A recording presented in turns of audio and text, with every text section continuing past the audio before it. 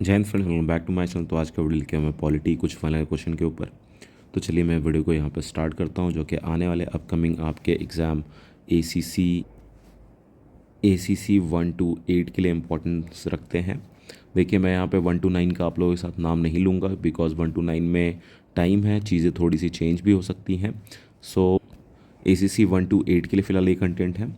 चलिए मैं स्टार्ट करता हूँ पहले क्वेश्चन के साथ। By which act the provinces in India were granted autonomy. तो ये है government of India act 1935। Next question चलते हैं। The advantage of an unitary system of governance are state fast state. क्या है ये? Government are state fast state. Next है the member of the constitution assembly by which the constitution of India was enacted were. तो ये होता है elected by the legislative assembly of various providence. Next question चलते हैं। Where are the emergency provisions in the Indian constitution. कहाँ पे है? Government of India act 1935 के अंदर है। वन मोर थिंग, अगर आप नोट्स परचेस करना चाहते हैं तो आप यहाँ से नोट्स परचेस कर सकते हैं हमारे पास से। हम नोट्स PDF फॉर्म में प्रोवाइड करते हैं, और PDF फॉर्म का सबसे बड़ा फ़ायदा है कि जैसे भी कोई भी चीज़ अपडेट होती है वो आपके पास मिल जाता है। पेपर फॉर्म में अगर आप जाते हो, आप डिमांड करते हो, पेपर फॉर्म में नुकसान आपका ये है कि आज के डेट में अगर मान लो मैं आपको नोट्स प्रोवाइड करता हूँ तो वो टिल डेट होंगे, बट इसके बाद जो अपडेट्स हैं वो आपको थोड़े मिलने पॉसिबल नहीं रहते हैं। तो इसके लिए मैं आपको यही सजेस्ट करूँगा, जहाँ से भी नोट्स परचेस करते हो PDF में ही परचेस करने की कोशिश करो, बिकॉज आप टाइमली उसको चाहो तो खुद से भी प्रिंट निकाल सकते हो, चाहो तो आप जिस भी तरीके से अपना करना जो आपके लिए सबसे ज़्यादा फिजिबल होगा वो तरीका आप अपना के काम कर सकते हैं। बट अगर आप पेपर बैक लेते हो तो आपके लिए काफ़ी ज़्यादा नुकसान है। नुकसान ये है कि आपको अपडेट्स नहीं मिलते हैं।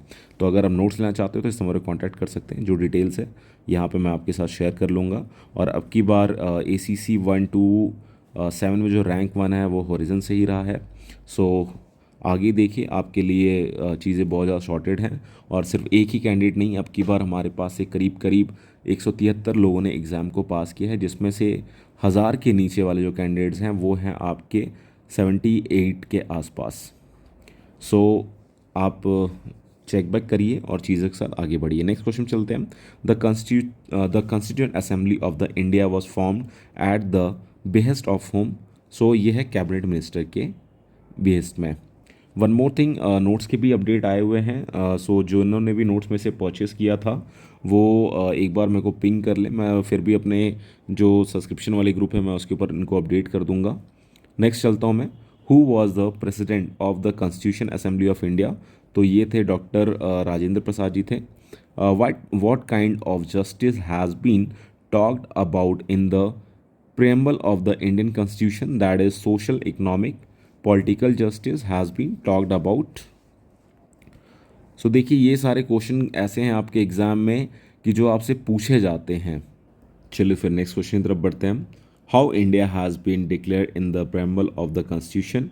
तो ये ऐसे प्रेम्बल हुआ था, sovereign socialist secular democratic republic. Next है when India become a full sovereign democratic republic. तो नवंबर 26 1949 को। How many times the preamble of the constitution was amended. तो ये है एक बार, वंस है ये।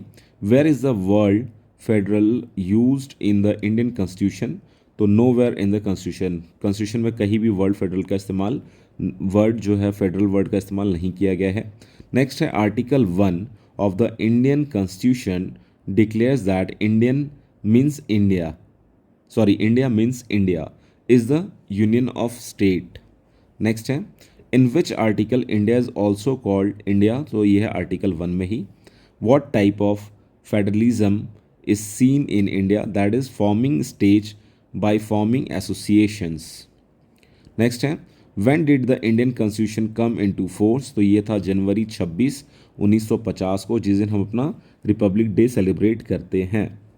नेक्स्ट है अभी जो हम इस साल रिपब्लिक डे सेलिब्रेट करने वाले हैं वो कौन से नंबर रिपब्लिक डे सेलिब्रेट करने वाले हैं, जिनको पता है कमेंट सेक्शन में मेंशन करिए। ये क्वेश्चन भी आपके एग्जाम में आ सकता है।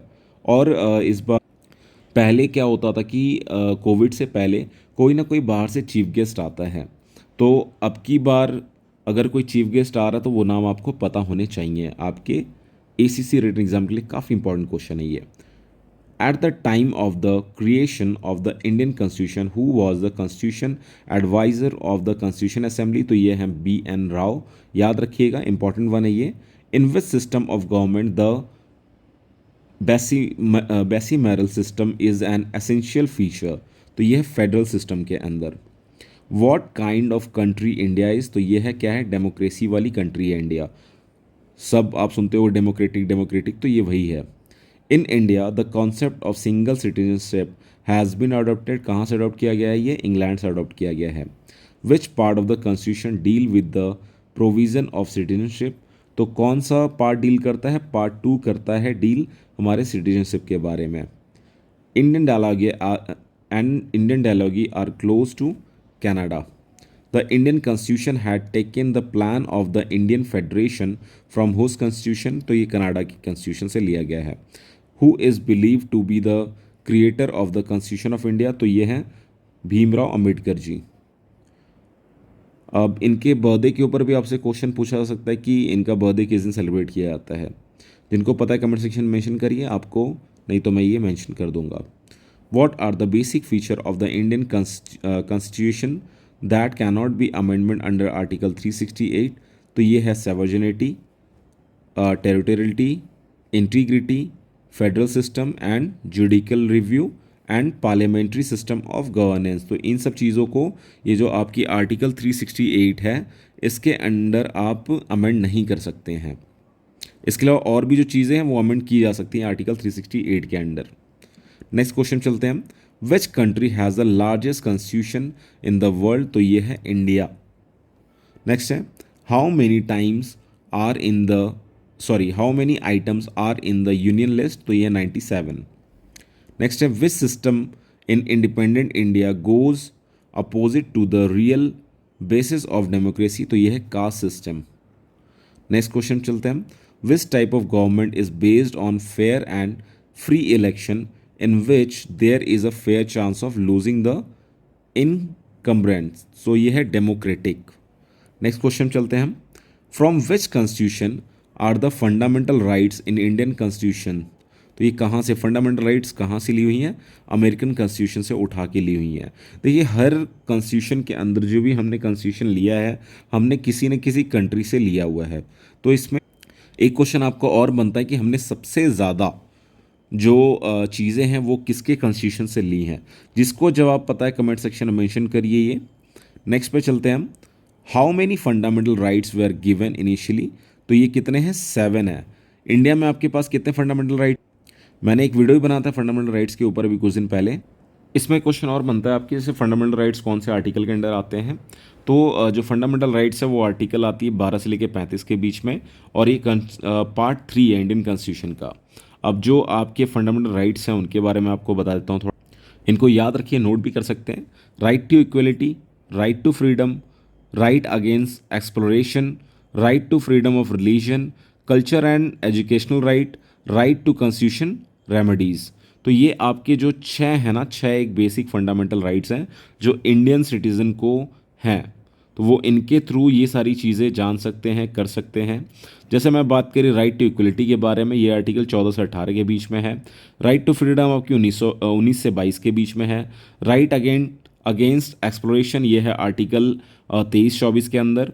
Right to freedom of religion ये है आर्टिकल 25-28 के अंदर, 25 से 28 में. कल्चर एंड एजुकेशनल राइट्स जो है आपकी वो आर्टिकल 29 से लेकर आर्टिकल 30 तक हैं. राइट टू कॉन्स्टिट्यूशनल रेमेडीज़ ये हैं 32 से लेकर 35 के बीच में. तो आपको जो बेसिक सी चीज़ याद रखनी है वो आपकी है कि जो फंडामेंटल राइट्स हैं वो किस में आते हैं? पार्ट 3 में आते हैं. और इसके साथ में क्या है, पार्ट 3 में आने के बाद कब कितने से कितने के अंदर से 12 से 35 के अंदर. और अगर आप ये देख लेते हैं कौन से राइट्स कौन से आर्टिकल के अंदर आती तो आपके लिए बेस्ट है. तो जैसा कि मैंने आपको बताया उनको नोट करके याद कर लो आप. तो आज का वीडियो फिलहाल मैं यहीं स्टॉप करता हूँ. वीडियो पसंद आया तो वीडियो को लाइक करें, शेयर करें और चैनल को सब्सक्राइब करें. So once again if you like this video please like subscribe my channel. Thanks for watching this video. जय हिंद. जल्द ही मैं इसका पार्ट 2 भी लेके आऊँगा.